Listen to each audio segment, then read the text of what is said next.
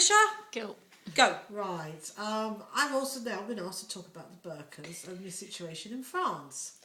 I fully agree with what the French government is doing. I think it's very dangerous for a woman to go around and you can only see the slit in her face because you don't know who she is. A person could be committing fraud, a person could have bombs on them, and you wouldn't really actually know who they were. I think it's very important if you are a religious Muslim to be permitted to dress modestly, and I think that dressing modestly with long sleeves and a long dress and a scarf on your head, etc., is perfectly acceptable. But what I think is not acceptable is not being able to see the facial features of the person, because it means you don't actually know who they are. You haven't actually got a clue who you're talking to. And it dehumanises the woman behind. The woman is being treated as an object as opposed to being a person. And we find this very, very hard to understand in the West.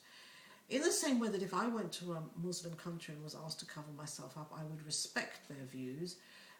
Muslim women who live in the West should try and respect the views of the West and Western women. I'm not suggesting they go around in miniskirts. They should certainly cover themselves up if they want to.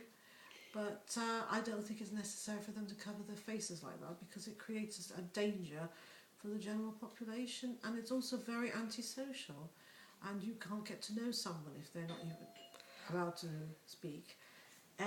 That's it. That's the door. That's somebody from